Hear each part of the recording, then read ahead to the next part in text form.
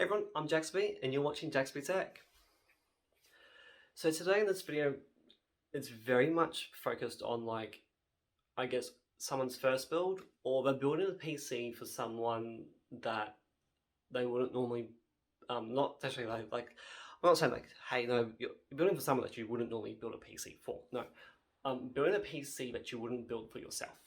And I guess questions that should be asked. Question one that should be asked is basically, what will the computer be used for? It's something that I've done a lot myself, of what will it be used for. For example, my fiance's computer, she doesn't use it as much and it's just too powerful for what she needs it to be. But she wanted something themed and that's what I achieved. You're not gonna, I don't know, build your grandparents' full-on productivity workstation rig. Let's put it that way. That's something that I'll build for myself, but not for my grandparents, if that makes sense. So go, well, what do they need it for? So basic stuff of well, what are you going to use? What will you do on the computer? So when I asked my mum this question, she was like, well, she told me what she needed it for, and then she said what my brothers need it for, because I got brothers still at school, and she used she didn't use it. I don't think mum knew the phrase beforehand, but she wanted to future-proof the system for years to come on the premise of my brothers might need a high-end PC to be able to do schoolwork. And I've gone, Mum, stop. Here's what I will do. I will future-proof your PC for what is okay. Anything extra can be worried about in the future if needed. So I built a Ryzen R5 1600AF build. So the processor was a Ryzen 5 1600AF, which is based off a 2600. A 6-core 12-threaded processor is technically too much for Mum. At the point in time, she was doing a bit of work from home because, well, COVID.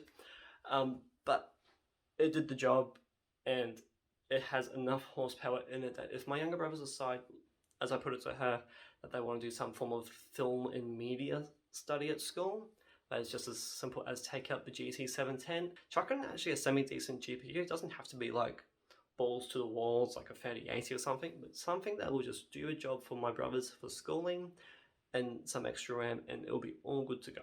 No point building for what you don't need, but build for what you do need. You can always upgrade later on. So the second question, which probably should be the first question, is how much is the budget? Because I guess that you're not going to build a gaming... Let me rephrase.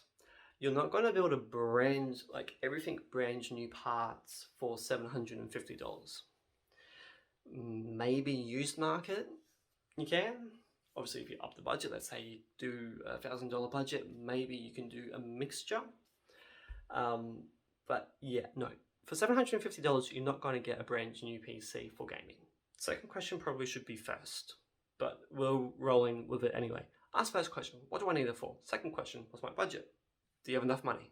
Or does the person that you're building for have enough money? Next question, and I think it's one that gets forgotten about, but it will affect budget requirements, is how much space, physical space, is there? I've got a full-size tower, my partner has a mid-sized tower, my parents have an ATX, and a great aunt of mine, so mum's auntie, they have an M-ATX, but it's a slim form factor like what you'd expect from a school computer, a school desktop that Dell would make, but it's full custom. So yeah, how much space does the person have to work with? Because that's going to determine what cooler, everything will get determined by case. Let's face it. What motherboards you can fit, what coolers you can fit, power supplies you can fit, what hard drives, SSDs, everything, what you can fit is determined by how much room there is in the case. So obviously that's a pretty good thing to keep in mind. Next thing is parts, obviously. Eventually you're going to buy parts. I guess that if you're not all too sure about what's compatible with each other, use PC Part Picker.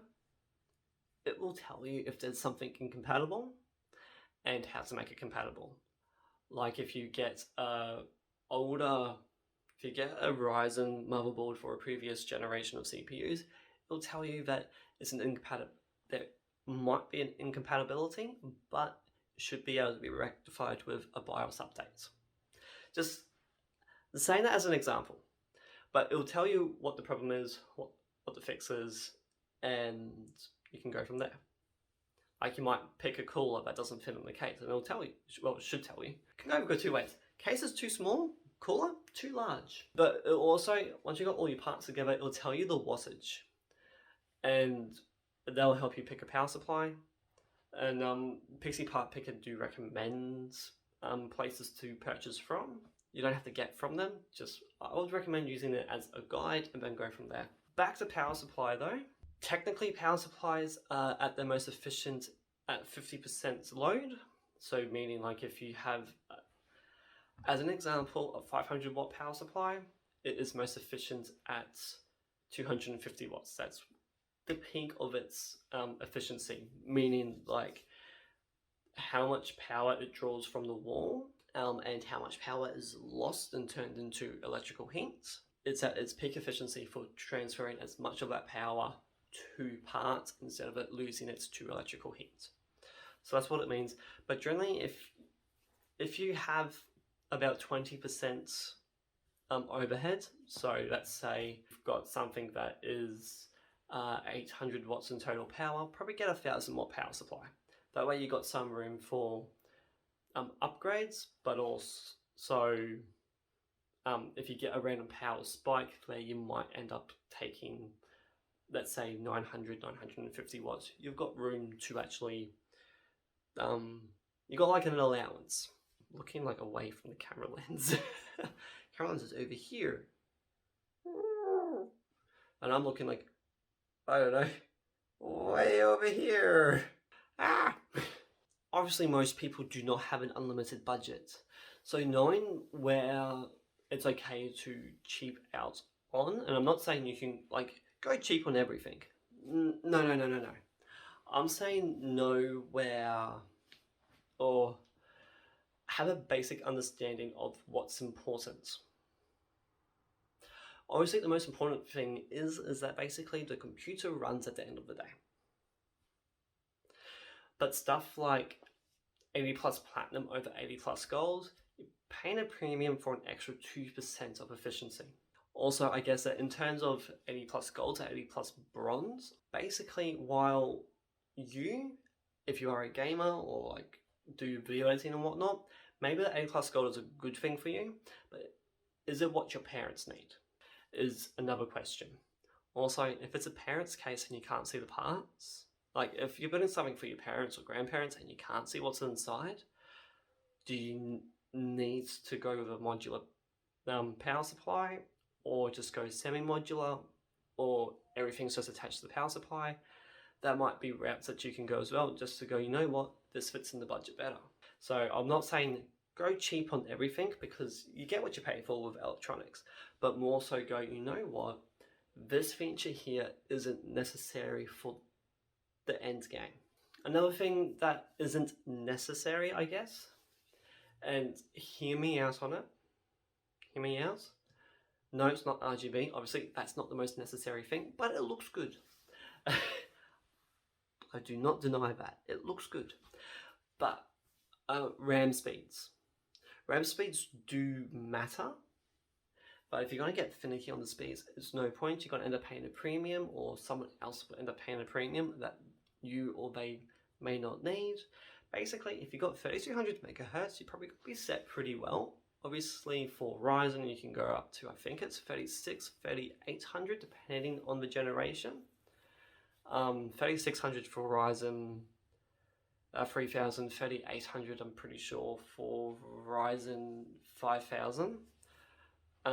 But you're paying a premium for those sets, and in general, you're probably going to be all good with 3200 megahertz, and the price difference between like 2666, 3000 and 3200 is like, it's not much. So again, that's like knowing, like, you know what, the price difference between 32 and 3600 is more substantial than 3,200, so 3,200, where, you know what, 3,200, that's like maybe, I don't know, 2% performance loss, while I am saving 10%, 10, 20, 30% of what I would be spending on a 3600 kit.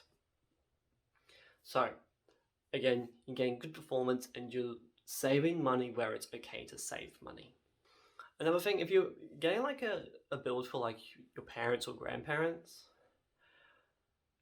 going with like an aftermarket CPU cooler may not be necessary unless that CPU is just going to get choked. If it's going to get choked, obviously having an aftermarket cooler will be better, but if not, generally, especially like at the moment, if you go with AMD, their stock coolers are good enough to actually do the job for basic computing needs. And I guess lastly, like the biggest thing with like, I guess, computer parts is watch reviews. Watch reviews. Every reviewer has a different, reviews things in different ways. They test things in different ways. So I'm not saying watch every review on the planet, but just enough to get an idea. Obviously, when it comes to graphics cards, they are much of a muchness. So an Asus NVIDIA 3080 versus a Gigabyte NVIDIA 3080, like the performance differences are going to be just up to the cooler itself. We'll put it that way. So basically, you can watch any GPU review or watch a few for the same model of GPU. So let's say you watch 4 videos for a 3060.